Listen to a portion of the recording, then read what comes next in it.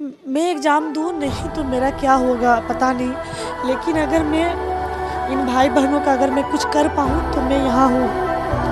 मैंने कष्ट देखा है लाइब्रेरी में। मैं सुबह के 7 बजे से शाम के 8 बजे तक ना मैं लाइब्रेरी में रहती हूँ।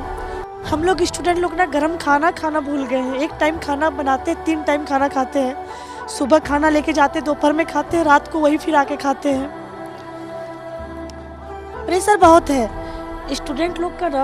आप देखिए रूम लेके ना छोटे से एक रूम में रहते हैं। रूम रेंट भी बढ़ते चल जाता है हमेशा। बाहर का प्रेशर, हर तरह के लड़कियों को प्रेशर झेलना पड़ता है। तो ये सब इतना स्ट्रगल है।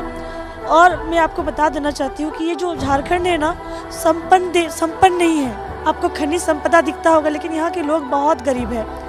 ये लोग ना एक छोटी सी सरकारी नौकरी की तैयारी करने के लिए ना बड़े सपने लेकर आते हैं, मतलब पढ़ने के लिए। और जोमेटो स्विगी करके स्टूडेंट पढ़ते हैं।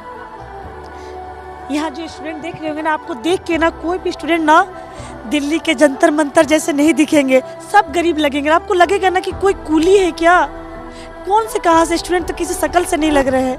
लेकिन ये लोग ना सब मजदूर के बेटे हैं। घर में खाना नहीं मिलता है, पता है। इन लोग ऐसे हैं। मैं बता देती हूँ, हजारीबाग का मैं यहाँ जिक्र करना चाहूँगी।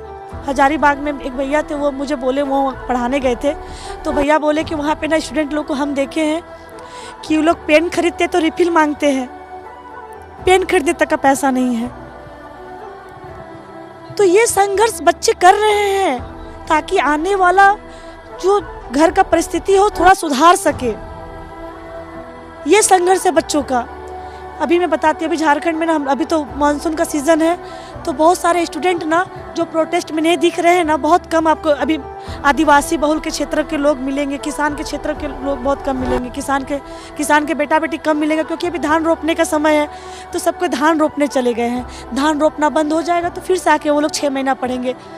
फिर 6 महीना के बाद वैकेंसी ही नहीं है। सरकार निकालती है तो कभी इस पेपर का टीचर का यहाँ बहाली होता है, तो जब टीचर का बहाली होता है ना, तो यहाँ पे क्लियर नहीं कि इस पेपर का टीचर नहीं है, इस पेपर का हमको नहीं लेना है। बच्चे साल तैयारी करते हैं कि मेरा हिस्ट्री पेपर का वैकेंसी आएगा, हिस्ट्री पेपर के लिए पोस्ट रहेगा, हिस्ट्री पेपर का पोस्ट गायब। कभी देखते हैं कि कभी साइंस का बायोलॉजी का पेपर का इस बार पोस्ट नहीं निकला।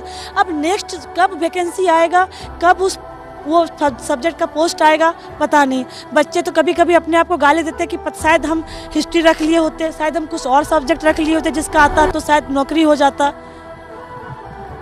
स्टूडेंट होने के नाते एक प्रेशर तो यही चल रहा है, जेपीएससी में जो गड़बड़ी चल रही है। एक प्रेशर होता है घर का, एक लिमिट होती है खुद से। हालांकि पेरेंट्स कभी मना नहीं करते, आप बाहर रहते हैं, तमाम खर्चे होते हैं। वो जो घर का एक प्रेशर होता है, कितना वक्त लोगे, कैसे है? वक्त का बात पूछिएगा तो एक टाइमलाइन था मेरे लिए। मेरे पापा हमेशा मुझे टाइमलाइन देते, बेटा 2022 लास्ट है। हमको भी बहुत टाइम मिला ऐसे बोलकर, 2022 लास्ट है, 2023 तुमको देख लिए, 2023 में कुछ होता है तो ठीक है, नहीं तो फिर बेटा हम लोग का भी जिम्मेदारी है, शादी दे देंगे।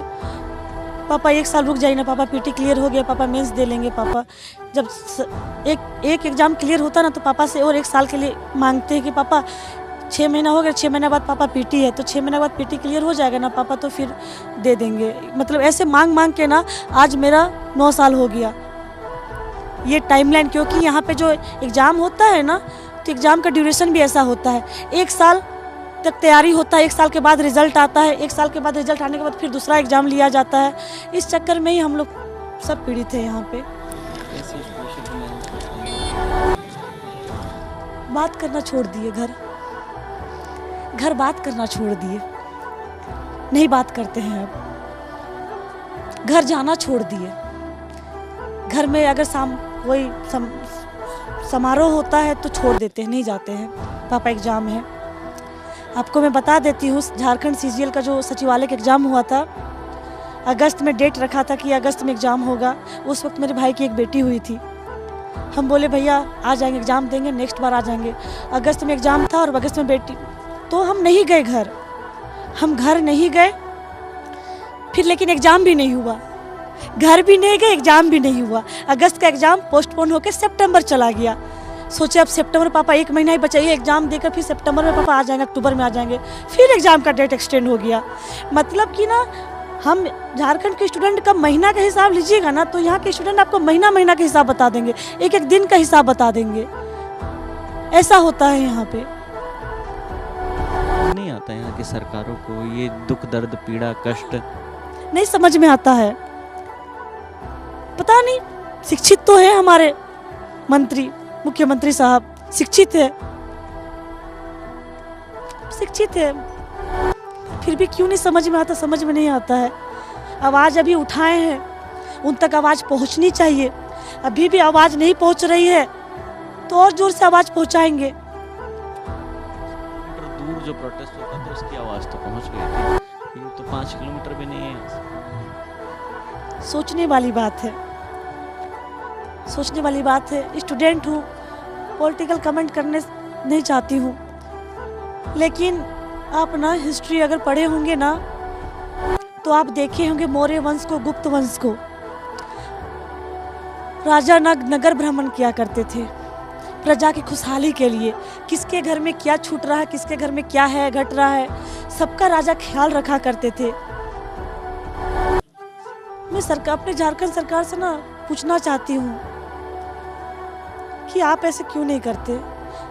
बड़ी सौभाग्य से ना सत्ता मिलता है, जनता का सेवा करने का सौभाग्य मिलता है लोगों को। आप जब पॉलिटिक्स में आते हैं ना, आपको ना ग्रह दशा नक्षत्र सब कोई चुनता है कि आप जन्म लिए हैं, आप नेता बनिएगा, आप लोगों का सेवा कीजिएगा।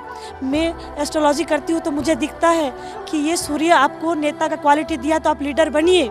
अगर आपको शनि आपको जनता का सेवा करने के लिए कर्म करने बोला है तो आप कर्म कीजिए, तब जाके लीडर बनते हैं। ये सबका संयोजन बैठता है तब जाके सत्ता पे लोग आते हैं। अगर उन लोगों को ये अगर मिला है ये पावर, अगर ये ब्रह्मांड उन लोगों को ये ऊर्जा दी है, एनर्जी उन लोगों को मिला है, तो उन लोगों को सेवा करना चाहिए। धरती पे आए हैं तो, पर दिखता नहीं है, क्या लेकर जाएंगे वो लोग। सेवक से मालिक बन जाते हैं जनता। पता नहीं, ये मुझे भी समझ में नहीं आता। कुछ लेकर तो नहीं जाना है, कोई लेके गया है क्या। अभी कुछ दिन पहले हमारे जगन्नाथ, आप सुने होंगे, हम लोग के शिक्षा मंत्री जो चले गए जगन्नाथ महतो, क्या लेके गए जगन्नाथ महतो जी। मैं पूछना चाहती हूँ क्या लेकर गए, फिर भी आंख नहीं खुलती। मैं बात करना चाहती हूँ हेमंत सोरेन से, आप मेरे से आके बात कीजिए। आपको हम लोग बैठाए हैं वहां पे, आपको सुनना चाहिए हम लोगों का बात। और अगर आप नहीं सुनते तो ये धरती है, यही सबका हिसाब होता है। आपके पास पावर है, अथॉरिटी है, क्या मांग रहे हैं हम लोग स्टूडेंट लोग आपसे। सरकार का नौकर ही तो बनना चाह रहे हैं, कुछ और मांग रहे हैं क्या। बोलिए तो भैया, क्या मांग रहे हैं हम लोग। हम लोग का बस इतना है कि ये 2 पेपर लीक हो रहा है, सीट बेच दे रहे हैं। कितना नीचता का बात है, बहुत नीचता। अगर हिम्मत है तो यार पढ़ के नौकरी लेंगे, नहीं होगा तो सीट खरीदेंगे। ये कितनी शर्मनाक बात है, सोचने से ना मतलब घृणा आती है ये चीज का कि क्या चल रहा है ये, बताइए। मतलब कितना गंदा, मतलब हेमंत सोरेन को देखना चाहिए, माननीय मुख्यमंत्री जी को। ये चीज, ये छोटी मोटी बात नहीं है। कहते सीआईडी जांच चल रही है, सीआईडी तो स्टेट का ही ये है, आप बोलिएगा उसी तरह अनुसार काम करेगी। सीबीआई जांच दे दीजिए, सीबीआई भी करती है तो वो लोग फिर उनको रिपोर्ट सबमिट नहीं करने देते सीबीआई को। 2nd और 3rd जेपीएससी में यहाँ पे ऐसा हुआ तो सीबीआई जांच की है, लेकिन रिपोर्ट को लोग सबमिट नहीं करने दे रहे, ऐसा पता चल रहा है, सुनने में आया है। झारखंड में ना क्वालिफाइंग पेपर में फेल होने वाले बच्चे भी अधिकारी बन जाते हैं। ये तो और एक मतलब विडंबना है यहाँ का। मतलब ना टूट से गए हैं, अब ना लगता नहीं है कुछ बनेंगे। या तो सपना ही देखे गलत है कि बनेंगे अधिकारी, हमको तो लगता नहीं कि अधिकारी बन पाएंगे। मैं तो अभी बोलूंगी भाई देख लो, कुछ और कुछ कर लो। इस वीडियो में मुझे लगता नहीं क्लोजिंग की ज़रूरत है, क्योंकि जो स्टूडेंट का संवाद है मुख्यमंत्री के साथ, जो उनकी बातें हैं, वही इस वीडियो की क्लोजिंग है। कैमरे के पीछे हेमराज है, मेरा नाम विकास वर्मा है। आप ललित टॉप देखते रहिए, शुक्रिया।